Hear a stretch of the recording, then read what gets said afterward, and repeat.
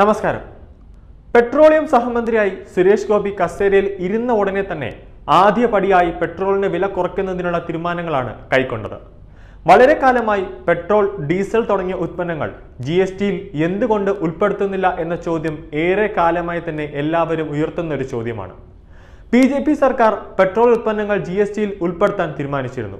പക്ഷേ സംസ്ഥാന സർക്കാർ അതിൽ തടസ്സമായി തന്നെ നിന്നു. കേരള സർക്കാർ പറയുന്നത് പെട്രോളിൽ നിന്ന് കിട്ടുന്ന നികുതിയാണ് കേരളത്തിന് ആകെയുള്ള വരുമാനം. അതുകൊണ്ട് തന്നെ GSTയിൽ ഉൾപ്പെടുത്താൻ സമ്മതിക്കില്ല എന്നാണ് മുൻ ധനമന്ത്രി തോമസ് ഐസക്കും രണ്ടാം പിണറായി സർക്കാരിന്റെ ധനമന്ത്രിയായ TN ബാലഗോപാലും പറയുന്നത്. GSTയിൽ ഉൾപ്പെടുത്തി പെട്രോളിന്റെ വില കുറയും എന്നതും അതുപോലെ തന്നെ വലിയ വില വർദ്ധിപ്പിച്ചിരിക്കുന്ന സാഹചര്യത്തിൽ സാധാരണക്കാർക്ക് ഒരു ആശ്വാസമാകുമെന്നതിൽ യാതൊരു സംശയവുമില്ല. കഴിഞ്ഞ വർഷം ചേർന്ന GST കൗൺസിലിലും പെട്രോൾ ഉൽപ്പന്നം GSTയിൽ ഉൾപ്പെടുത്താമെന്ന് കേന്ദ്ര ധനമന്ത്രി നിർമ്മല സീതാരാമൻ പറഞ്ഞിരുന്നു. പക്ഷേ സംസ്ഥാനം അതിനെ അനുകൂലിച്ചില്ല. ബാലഗോപാൽ പറഞ്ഞത് അങ്ങനെ ഉൾപ്പെടുത്തിയാൽ കേരളത്തിന് വൻതോതിൽ സാമ്പത്തിക നഷ്ടമുണ്ടാകുമെന്നാണ് ബാലഗോപാലിന്റെ പറച്ചിൽ. എന്നാൽ BJP ഭരിക്കുന്ന സംസ്ഥാനങ്ങൾ ഈ പ്രസ്താവനയെ അനുകൂലിക്കുന്ന കാഴ്ചയാണ് നമ്മൾ കണ്ടത്. എന്നാൽ ഇതിനൊരു മാറ്റം വരുവാൻ പോകുന്നു എന്നതാണ് മൂന്നാം നരേന്ദ്രമോദി സർക്കാർ ആദ്യ പരിഗണന എന്നോണം പെട്രോൾ ഉൽപ്പന്നങ്ങളിലും അതോടൊപ്പം CNGയിലും മാറ്റങ്ങൾ കൊണ്ടുവരാൻ പോവുകയാണ്. CNGയെ പ്രോത്സാഹിപ്പിക്കാനാണ് നരേന്ദ്രമോദി സർക്കാർ ലക്ഷ്യമിടുന്നത്. ഉടൻ തന്നെ GST കൗൺസിലിൽ കൂടി ഇതിനൊരു തീരുമാനം കൈക്കൊള്ളുമെന്നതാണ് ഉറപ്പ്.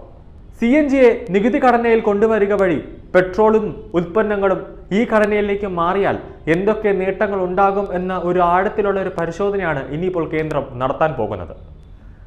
പ്രത്യേകിച്ച് സുരേഷ് ഗോപി പെട്രോളിയം മന്ത്രാലയത്തിന്റെ സഹമന്ത്രിയായിട്ട് ചുമതലയേറ്റ ഉടനെയാണ് ചരിത്രപരമായ തീരുമാനം ഉണ്ടാകാൻ പോകുക എന്നതും ഒരു ശ്രദ്ധേയമായ ഒരു കാര്യമാണ്. കേരളത്തിന്റെ സാമ്പത്തിക സ്ഥിതി പെട്രോളിയത്തിൽ നിന്നും, ലോട്ടറിയിൽ നിന്നും, മദ്യത്തിൽ നിന്നുമാണ്. കേരളത്തിന്റെ സമ്പദ് വ്യവസ്ഥ നടന്നു പോകുന്നതും ഈ ഒരു വഴി കൂടിയാണ്. പെട്രോള്, മദ്യം ആ വഴിയിൽ കൂടിയാണ്. കേരളത്തിന്റെ സാമ്പത്തിക സ്ഥിതി പെട്രോളിയത്തിൽ നിന്നും, ലോട്ടറിയിൽ നിന്നും, മദ്യത്തിൽ നിന്നുമാണ്. അങ്ങനെയാണ് കേരളത്തിന്റെ സമ്പദ് വ്യവസ്ഥ തന്നെ പോകുന്നത്. കേരളത്തിൽ പല പ്രാവശ്യമായി പെട്രോൾ വില കുറയ്ക്കാൻ സാധാരണ ജനങ്ങൾ പറഞ്ഞിരുന്നു. പക്ഷേ നമ്മുടെ സംസ്ഥാന സർക്കാർ ചെവി കൊണ്ടില്ല. അതുകൊണ്ട് തന്നെയാണ് ഈ നടപടി ഒരർത്ഥത്തിൽ സംസ്ഥാന സർക്കാരിന് കനത്ത പ്രഹരമാകുമെന്നതിൽ യാതൊരു സംശയവുമില്ല.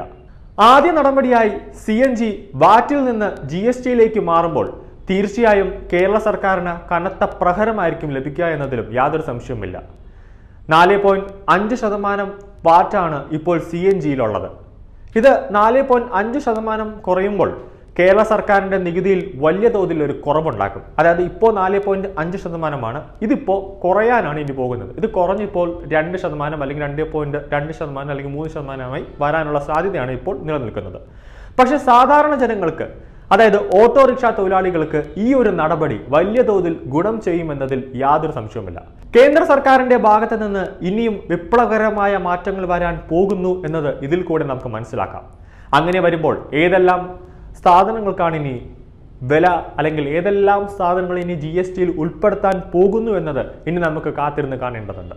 ഇതിൽ ഈ GST കൗൺസിൽ ചേരുമ്പോൾ ഏതെല്ലാം സംസ്ഥാനങ്ങൾ ഇതിനെ അനുകൂലിക്കും അല്ലെങ്കിൽ ഏതെല്ലാം സംസ്ഥാനങ്ങൾ ഇതിനെ പ്രതികൂലിക്കും എന്നതും നമുക്ക് കാണേണ്ട ഒരു കാര്യമാണ്. ഇപ്പോൾ മൂന്നാം മോദി സർക്കാർ അധികാരമേറ്റു. ഇനി ഉടനെ തന്നെ GST കൗൺസിൽ നിർമ്മല സീതാരാമൻ എല്ലാ സംസ്ഥാനത്തെ ധനമന്ത്രിമാരെ വിളിച്ച് ഒരു GST കൗൺസിൽ കൂടാൻ പോവുകയാണ്.